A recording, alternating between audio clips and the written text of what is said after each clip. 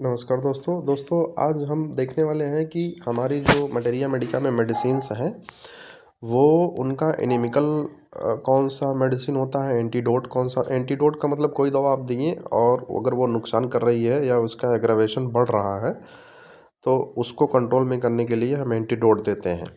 In general जो भी दवा हम देते हैं हाई पोटेंसी में उसका लो पोटेंसी एंटीडोट होता है। और कोशिश करना चाहिए हर प्रैक्टिशनर को कि हमेशा जो कोई भी मेडिसिन चला रहे हैं वो स्टार्टिंग लो पोटेंसी से करना चाहिए। स्पेशली जो हमारी 30 पोटेंसी है वो ज़्यादा उसका एग्रावेशन भी नहीं होता है और ज़्यादा उसका नुकसान नहीं होता है। तो कोशिश करना चाहिए हम 30 में ही दें स्टार्टिंग में। अगर कहीं 6 या 12 सीएच की ज़रूरत है तो उसको दें, नहीं तो 30 में ही दें। ये डिपेंड करता है कि हमारा क्रॉनिक डिजीज़ है या हमारा एक्यूट डिजीज़ है, उस पर डिपेंड करता है कि हम कौन सी मेडिसिन देने वाले हैं। तो हम ये कुछ 183 दवाओं का फ़ोटो स्नैपशॉट लेकर मटेरिया मेडिका से, डॉक्टर हनीमैन की मटेरिया मेडिका से लेके यहाँ पे हमने पूरा संग्रहित किया है।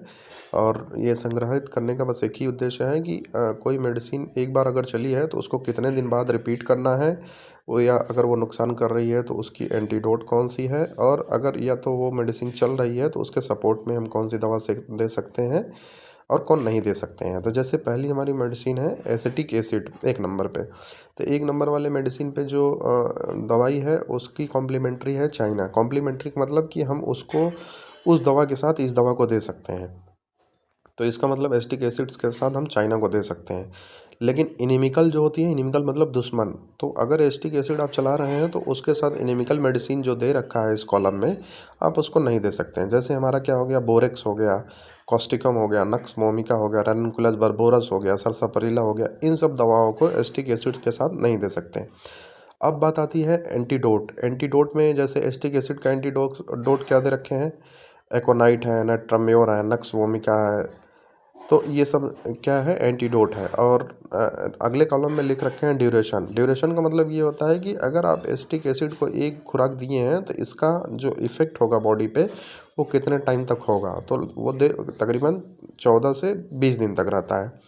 तो इसका मतलब कि एसिटिक एसिड अगर किसी को आप दवा स्टार्ट किए हैं तो एक खुराक देने के बाद, चाहे वो 30 में हो, चाहे 200 में हो, चाहे किसी पोटेंसी में हो, आपको 14 दिन तक इंतज़ार करना चाहिए। इन जनरल क्या होता है कि लो पोटेंसी जो होती हैं कम दिन तक के लिए प्रभावी होती हैं, हाई पोटेंसी ज़्यादा दिन के लिए होती हैं। एक कॉन्सेप्ट ये भी है।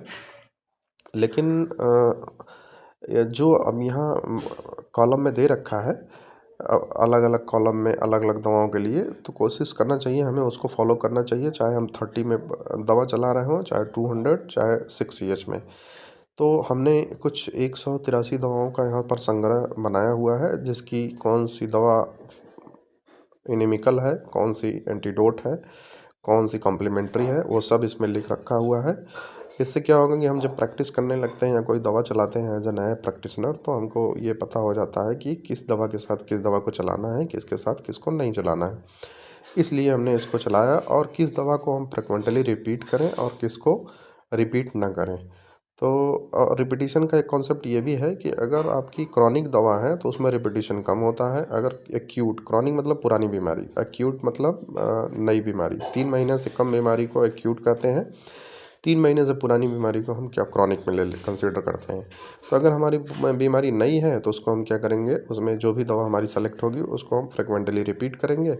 अगर दवा हमारी पुरानी है तो अगर हमारी बीमारी पुरानी है तो उसमें क्या करेंगे, हम दवा को कम रिपीट करेंगे। तो वीडियो कैसा लगा कमेंट करके ज़रूर बताएं, दोस्तों के साथ शेयर करें।